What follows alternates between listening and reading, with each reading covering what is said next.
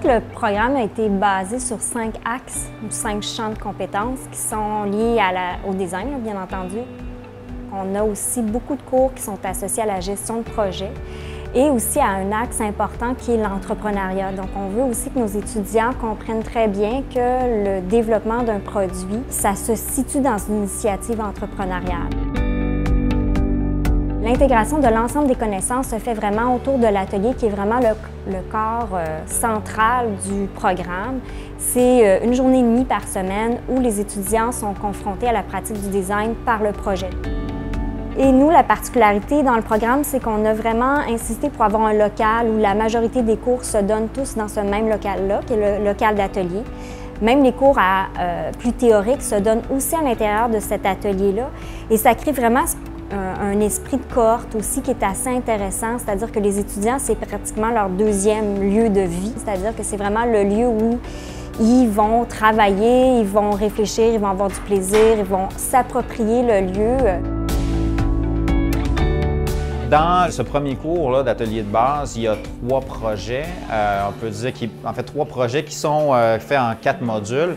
Donc le cours a pour objectif vraiment d'aller chercher un portrait, je te dirais, du processus de développement de produits. Donc du début vraiment de nos observations jusqu'à la création de maquettes et de prototypes final.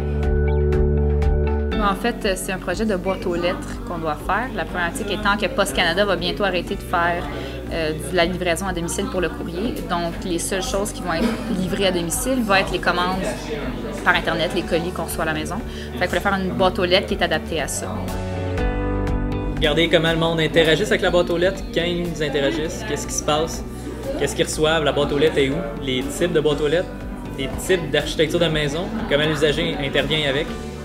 Après ça, on est tombé dans l'idéation, c'était de sortir des idées, sortir des concepts, comprendre aussi comment les différents intervenants, que ce soit les livreurs privés ou Post Canada, comment ils interagissent avec ça. Ce que je voulais, c'est vraiment de diriger les étudiants vers un projet précis qui est plus concret, surtout dans les ateliers, le premier atelier.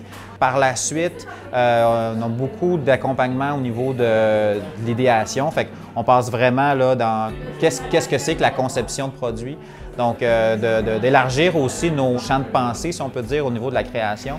Donc, amener des méthodes créatives pour se questionner sur les objets qui nous entourent et aussi sur comment on pourrait arriver avec des nouvelles propositions. Ensuite de ça, il y a aussi comment réaliser ces choses-là. Donc, comment se poser des questions sur comment les objets sont faits au niveau des matériaux, au niveau de la sensibilité aux matériaux, mais aussi de savoir comment les faire d'une façon réelle. Donc, il y a beaucoup de ça, il y a beaucoup aussi de comment présenter.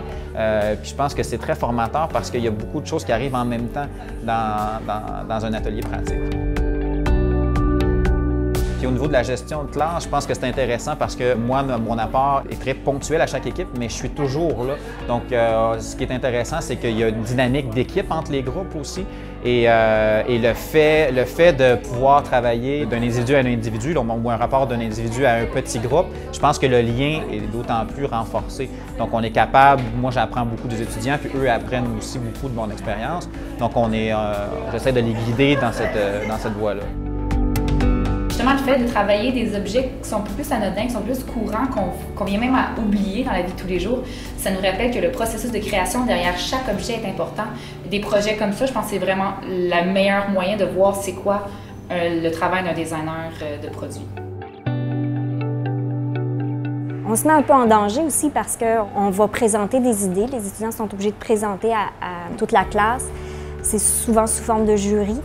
Ça crée beaucoup de solidarité, là, bien entendu. Beaucoup de travail d'équipe, du travail collaboratif. On met sur les forces de chacun. Et donc, ça crée beaucoup d'émulation entre étudiants. Je trouve que c'est fun aussi d'avoir des commentaires constructifs parce que ça nous permet vraiment d'évoluer à travers les projets.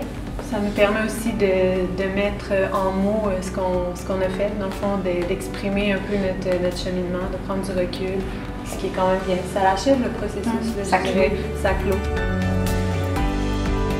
Le fait d'être dans l'action, je pense que c'est ça qui est important, c'est vraiment de se dire, bien, on réalise quelque chose. Il y a une fierté, je pense, des étudiants, puis aussi un engagement des étudiants qui est beaucoup plus fort quand justement ils sentent qu'ils mettent vraiment la main à la porte et qu'ils réalisent quelque chose de tangible à la fin du projet.